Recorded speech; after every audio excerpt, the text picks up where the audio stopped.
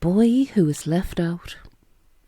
John's mother was ill at Christmas time, so his daddy sent him to his granny's for a few days.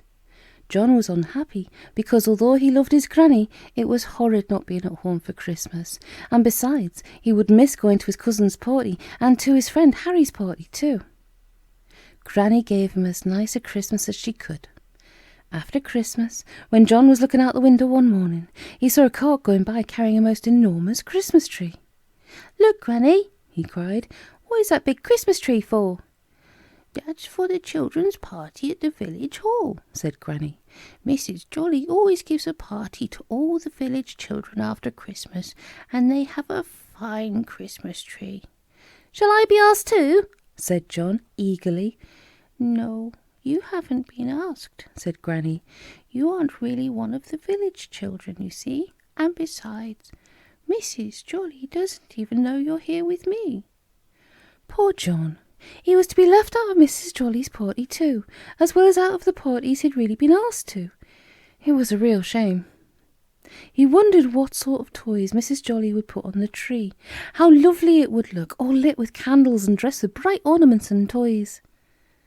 Now 2 days later, John went for a walk, and as he went along the bumpy little lane, a motor car passed him going to the village hall, laden with good things for the party next day, and with a great parcel of toys tied to the back of the car for the Christmas tree.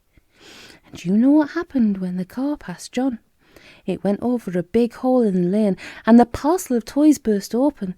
7 or 8 of them fell into the road. A train, a book, a spinning top, a doll, and 2 or 3 more. The car went on, and there were the toys left in the road. John stared at them. What did he do? What would you do? "Look at that," said John. "A whole heap of toys, and no one in sight. I've been left out of all of my parties. I don't see why I shouldn't pick up these toys and have them for myself. I can hide them away from Granny."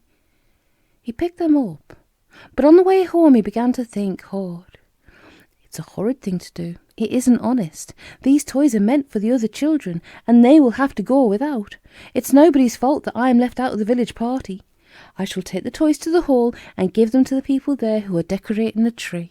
I shall think a lot better of myself if I will do that. So off trudged John to the hall, and whom should he see there but Mrs. Jolly? "Your car dropped these toys," said John. Mrs. Jolly beamed at him. "Oh, you are a good boy," she said. "Thank you. I shall see you at the party tomorrow, shan't I?" "No," said John.